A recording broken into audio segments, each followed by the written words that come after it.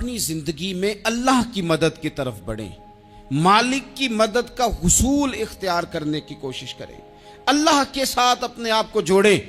اگر اللہ کی مدد نصیب ہو، یہ جو ہم جتنا ڈرتے رہتے ہیں، سہمے رہتے ہیں، پریشان رہتے ہیں کوئی کیا کر دے گا، ہمارے ہاں نا ہر شعبے میں معاذ اللہ ایک مافیا ہے، الا ماشاء اللہ۔ وہ مافیا کہتا ہے میرے ساتھ ملو گے تو میں چلنے دوں گا، ورنہ میں نہیں چلنے دوں گا، مارکیٹ میں آ ہی نہیں سکتا فلانا بندہ، کیونکہ یہاں ہمارا قبضہ ہے۔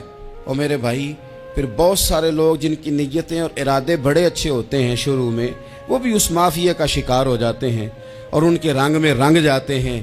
یاد رکھنا، کسی شخص کی بلیک میلنگ کا کبھی شکار نہ ہونا، کبھی کسی کی میٹھی اور مسجع مکفہ باتوں کا شکار نہ ہونا۔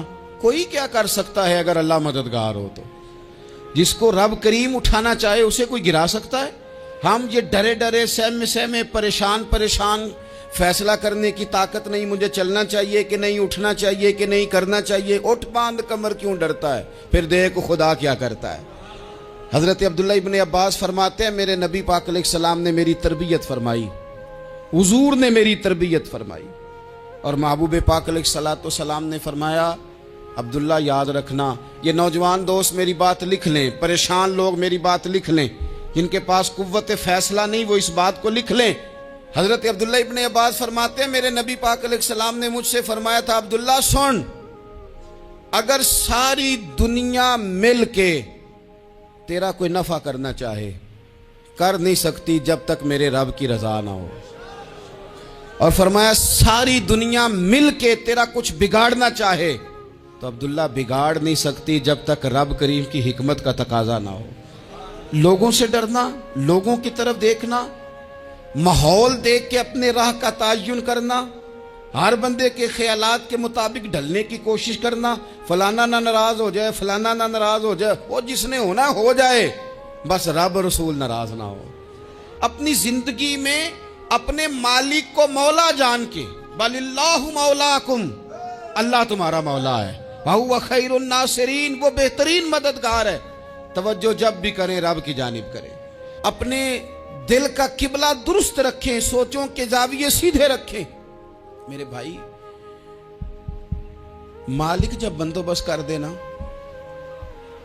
جب مالک بندوبست کر دے پھر ایسا بندوبست کرتا ہے کہ لوگوں کے پاس نا چارہ نہیں رہتا۔ حضرت مریم رضی اللہ تعالی عنہا پاک باز تھیں، مسجد میں رہی تھیں، پر مالک کی حکمت کے تقاضے بڑے عجیب ہے نا۔ پھر جناب مریم کو اللہ تعالیٰ نے بغیر شوہر کے اولاد عطا کر دی۔ یہ بات ہی ایسی تھی، وہ کسی نے کہا تھا کہ مخلوق تو فنکار ہے اس درجہ کے پل بھر میں سنگے در کعبہ سے بھی اصنام تراشے، تم کون ہو کیا چیز ہے داغ کبابی، لوگوں نے تو مریم پہ بھی الزام تراشے۔ تو لوگوں نے کہا کدھر سے لے آئی بچہ، تیرا باپ تو ایسا نہیں تھا، کہاں سے لے آئی؟ اللہ کرے میں آپ کو سمجھا سکوں، ذرا اپنے آپ کو وہاں کھڑا کریں کہ ایک پاک باز عورت، پاک باپ کی بیٹی، طیب ماں کی بیٹی، اور اللہ کے گھر میں پرورش پانے والی خاتون، ایک وہ وقت اور ایک یہ وقت کہ اس عورت کو کٹہرے میں کھڑا کر کے پوچھا جا رہا ہے کہ معاذ اللہ تیری گود میں بچہ جائز نہیں ہے، کہاں سے لائی ہے؟ اب خود سے صفائیاں بندہ کتنی کو دے، کتنی کو وضاحتیں کرے۔ اور میں نے تو اپنی زندگی میں دیکھا ہے زیادہ وضاحت دینے والے کو بھی لوگ جھوٹا سمجھنے لگ جاتے ہیں، زیادہ وضاحت دینے پر بھی لوگ کمزوری کا اظہار سمجھتے ہیں کہ کمزور پڑ گیا۔ آپ صلح کی کوشش کرتے ہیں، سامنے والا بزدل سمجھ لیتا ہے، زیادہ وضاحتیں بھی کمزور کر دیتی ہیں۔ اب حضرت مریم کو کٹہرے میں کھڑا کر کے کہا بچہ کس کا ہے؟ تو پھر خدا بندوبست جب کرے، اللہ جب مددگار ہو، تو پھر حضرت مریم کی گواہی درختوں سے نہیں دلوائی، اس نے پتوں سے نہیں دلوائی، پھر فرشتے نہیں بھیجے۔ حضرت مریم کہنے لگی مجھ سے نہ پوچھو، وہ جو پنگوڑے میں ہے اسی سے پوچھ لو، ان سے پوچھو نا، وہ کون ہے پوچھ لو، ان سے کر لو سوال۔ انہوں نے کہا پنگوڑے میں چند دنوں کا بچہ، یہ جواب دے گا؟ مددگار تھا رب، ان کی برات کا اعلان کرنا تھا مالک نے، اور جب مالک اعلان کر دے، جب مالک تیری صفائی دینا چاہے، جب مالک तुझे दुनिया के सामने निखारना चाहे तो पंगूड़े में लेटे हजरत ईसा बोल के कहने लगे, इन्नी अब्दुल्ला आतानियल किताबा। फरमाया मैं अल्लाह का बंदा हूं, रब ने मुझे किताब अता करके नबी बना के दुनिया में भेजा है। मैं अल्लाह का बंदा हूं, किताब लेके आया हूं, नबी बन के आया हूं। फिर पंगूड़े से ऐलान हो गया, फिर बच्चा बोल पड़ा। और ये एक दफा नहीं बात हुई, ये बनी इसराइल में एक जुरैज नाम के शख्स भी थे जो नमाज पढ़ रहे थे। बाज ने लिखा है नफल नमाज थी, अम्मा ने पुकारा तो आए नहीं, तो माँ के मुंह से निकल गया तू इतनी देर तक मरेगा नहीं जब तक किसी बेहया औरत का मुंह ना देख ले। तो वो इबादत गुजार थे, लेकिन लोगों ने उनकी इबादत, रियाजत, परहेजगारी को नहीं देखा। बस एक औरत को भेज के इल्जाम लगवा दिया। वो औरत आया जाया करती थी, अब आ जाती हैं औरतें, मसला पूछने की नीयत से भी आ जाती हैं। माहौल में कुछ जगह ऐसी भी हैं जहां औरतें दम कराने के बहाने आ जाती हैं। वो खातून आती जाती थी उस खानका पे, आस्ताने पे, ये बुखारी में मौजूद है। फिर उसने कहा मेरी गोद में जो बच्चा है ये इन्हीं का है। मुझे बताएं कैसे बंदा वजाहत दे। हालात खराब हो गए, लोग कुटिया जलाने लगे, माहौल और तरह का बन गया। मेरे नबी पाक अलैहिस्सलातो सलाम फरमाते हैं फिर उस रब के बंदे ने कहा मालिक तू करीम है, तेरी मशीयत का तकाजा आया जो मेरी माँ ने जुमले बोले थे, पर अब मैं वजाहत देने के काबिल नहीं रहा। अब तू ही करम करेगा तो दरवाज़ा खुलेगा। तो वो चंद दिनों का बच्चा पंगूड़े में बोल के कहने लगा मैं इस दरवेश का नहीं, मैं तो फलाने चरवाहे का बच्चा हूँ, वो जो बकरियां चराता है। रब की मदद को पुकारें, अपने साथ अपने मालिक की मदद को शामिल करें, थोड़े रिस्क पर भी गुजारा अच्छा होने लग जाएगा। सारे लोग आपको गिराने की तदबीरें कर रहे होंगे और मालिक आपको इज्जतें अता फरमा देगा। उसकी बारगाह से हिकमत का तकाजा और हो जाएगा। हमने सारी जिंदगी लोगों को राजी करने में गुजार दी, सारी जिंदगी बुढ़ापा आ गया बच्चों को पालते, और बच्चों ने आखिरी उम्र में कह दिया अब्बा अगर कोई ढब का काम कर लेते तो आज हमारे दिन भी फिर न जाते। सारी जिंदगी गुजार दी बहन भाइयों को राजी करने में, सारी जिंदगी गुजार दी जिम्मेदारियां उठाने में। उनको 99 दफा दिया, एक दफा नहीं दिया तो उन्होंने कह दिया तूने तो कभी दिया ही नहीं, तू था ही नहीं। सारी जिंदगी मोहल्लेदारों, इलाके वालों को राजी करने में गुजार दी। और मैंने ऐसे लोग भी देखे दीन के लिए वक्त गुजारा, लेकिन जब बुढ़ापे में दांत काम ना करते थे तो वक्त के मुफ्तियों को भी मस्जिदों की कमेटियों ने कह दिया अब आपकी समझ नहीं आती, हमने खतीब को यौर रखना है, न देखो दुनिया की तरफ, दुनिया रुला देती है, न राजी करो बंदों को, बंदे थका देते हैं, न पीछे भागो हर वक्त दुनियादारों के, ये इंसान को कमज़ोर कर देते हैं। वो तो करीम ही बड़ा है, 2 आंसू ज़मीन पर बाद में गिरते हैं, बंदे के गुनाह सारे पहले माफ़ फरमा देता है। अल्लाह की मदद का हुसूल, अपने मालिक की मदद की तरफ बढ़ना, आपको बदर की जंग भी यही दरस देगी, आपको ओहद का मैदान भी यही सबक देगा, फतेह मक्का भी यही सबक देगा। मेरे दोस्तों, जब रब मदद फरमाए, जब अल्लाह मददगार बने। दोस्तों से एक बात अक्सर करता हूँ, मैं कहता हूँ कि जितने दर्द से आप अमीर को अपनी कहानी सुनाते हैं ना, और जिस तरह आपके आंसू बात करने से पहले गिर जाते हैं कि गरीब हैं, बच्चियां हैं, कारोबार नहीं, ओ मेरे संगियो, इससे आधे आंसू अपने रब की बारगाह में बखेरो, उसके हुजूर अर्ज गुजार हो जाओ, उससे तलब करो। एक वक्त इंसान पर जिंदगी में ऐसा आता है कि उसे यूं महसूस होता है कि मेरा साया भी तरह सा पीछे हट गया है। उसे यूं लगता है कि मैं किसी सहारे पे हाथ डालता हूं तो वो भाग जाता है मुझसे। लेकिन मालिक की बारगाह ऐसी अजीम बारगाह है, रब रसूल के आस्ताने इतने बड़े हैं कि आप जब वहां कशकोले तलब दराज करते हैं तो झोली फैलाने में देर लगती है, उनको भरने में तो कोई देर नहीं लगती। हमने अपना सोच का किबला ही दुनिया को बना लिया है। ये जो अल्लाह वालों की मदद है, ये तो है नहीं अल्लाह ही की मदद है, लेकिन ये जो सेठों की तरफ तवज्जो करना, नवाबों की तरफ तवज्जो करना, दुनियादारों की तरफ तवज्जो करना और अपना मिजाज इस तरह का बना लेना, यारो गर्दन को झुका देता है खैरात का पत्थर। جہاں میں مانگنے والوں کے سر کبھی اونچے نہیں ہوتے. اور اقبال کہتے ہیں غیرت ہے بڑی چیز جہاں نے تگ و دو میں، پہناتی ہے یہ فقر کو تاج سردارا.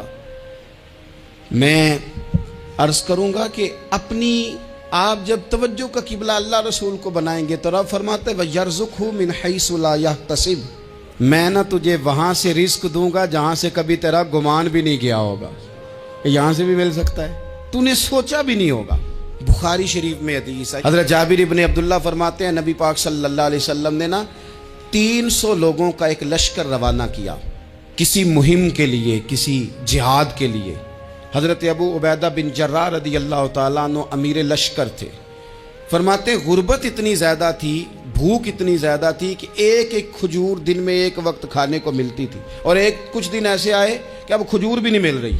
فرماتے ہیں اتنی زیادہ بھوک لگی مجاہدین کو 300 بندہ پتے کھا کے گزارا ہونے لگے. یہ بخاری میں موجود ہے.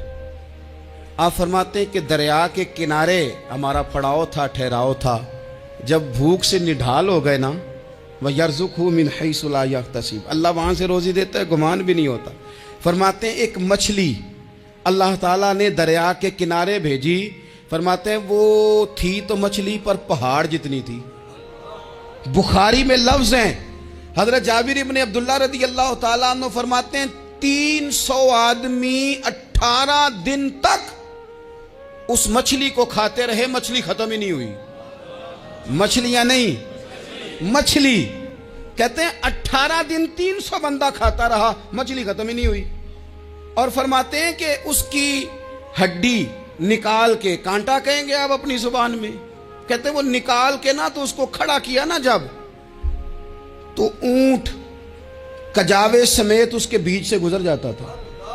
2 اس کے کانٹے جوڑے. فرماتے ہیں وہ اس کا گوشت ہم کھاتے تھے اور اس کی چربی بطور تیل کے ہم جسموں پہ ملتے تھے، بیماروں کو اس سے سکون آتا تھا، تندرستی شفا ہوتی تھی. فرماتے ہیں ہم کھایا بھی ہم نے، اور کچھ لے کے ہم مدینے بھی گئے، اور قربان جائیں نبی پاک نے بھی اس میں سے کھایا. ہم نے عرض کی حضور یہ معمہ کیا ہے، یہ ماجرا کیا ہے؟ تو محبوب نے فرمایا تمہارے پاس غذا نہیں تھی، رب نے تمہارے لیے بندوبست کیا ہے، اللہ نے تمہیں دیا ہے. مکان شروع کر لیا ایک صاحب نے، وہ مکان بنانے لگے. آپ وہ حساب لگا رہے ہیں، کہتے ہیں میرے پاس اتنے پیسے ہیں، اتنے میں نے فلانے دوست سے کہنا ہے اس نے دے دینے، اتنے فلانے رشتہ دار سے کہنا ہے اس نے دے دینے، اتنے فلانے سے کہنا ہے اس نے دے دینے. یہ ساری کاپی بنا کے مکان شروع کر لیا. جو روز کہتا تھا نا کوئی حکم ہو جاتے 10 سب سے پہلے اس کو کہا میاں پیسے چاہیے دین. وہ کہندا ہو کل ہی منڈا ٹوریا ہے، کدے تو پرسوں 10 داتے لب جانے سن. میں آپ کو اپنے تجربے کی بات بتا رہا ہوں. جن لوگوں کا خیال ہوتا ہے نا کہ آپ سٹارٹ کریں فلانا کام، ہم آپ کے ساتھ ہیں، اللہ کا ہی کوئی نظام ہے، وہ بالکل بھی نہیں ساتھ ہوتے. لیکن ایسا نہیں ہے کہ کوئی ساتھ نہیں ہوتا. اللہ تعالیٰ بڑے اسباب پیدا کرتا ہے، وہاں سے دیتا ہے جہاں سے گمان بھی. ہمارا یہ ذہن بن جاتا ہے ہم ساری اپنے حساب سے چلتے ہیں، اتنے رشتہ داروں سے، اتنے کون آپ کے ساتھ چلے گا، سوال ہی نہیں پیدا ہوتا. یہ سارے کام چھوڑ کے سب سے پہلے 2 رکعتیں پڑھو، اپنے رب کی بارگاہ میں، رسول کائنات کی بارگاہ میں گزارشات اور استغاثے پیش کرو، وہاں سے خیر طلب کرو. دنیا دار کیا دیں گے، کیا دے سکتے ہیں، کیا حیثیت ہوتی ہے کسی. اللہ کہتا ہے وہاں سے دوں گا. تو جو اللہ مال دے وہ لینا چاہیے کہ رشتہ داروں کا مال دیکھنا چاہیے؟ جو اللہ دے وہ لینا چاہیے کہ سیٹھوں نوابوں کی جیبیں دیکھنی چاہیے؟ جو اللہ دے وہ قبول کرنا چاہیے یا دیکھنا چاہیے کون سا آدمی کہاں پہنچ گیا؟ چھوڑو، اپنی مٹی پہ چلنے کا سلیقہ سیکھو. کسی کے سنگ مرمر پہ چلو گے تو پھسل جاؤ گے، پھسل جا. اس پر ایک اور بات عرض کر دوں، صحیح بخاری سے، مسلم سے ایک اور بات. کچھ چیزیں ایسی ہیں جن سے اللہ کی مدد آتی ہے، مدد ملتی ہے. ایک چیز ان میں سے ایسی ہے جس سے بہت مدد نازل ہوتی ہے، وہ ہے کہ جب رب آپ کو دے نا تو پھر آپ بھی اس کے رستے میں دیں، پھر مدد آتی ہے، پھر اور آتا ہے. بخاری مسلم میں حدیث ہے، یہ زیادہ ہی توجہ طلب امر ہے، اس پر آپ غور کریں گے.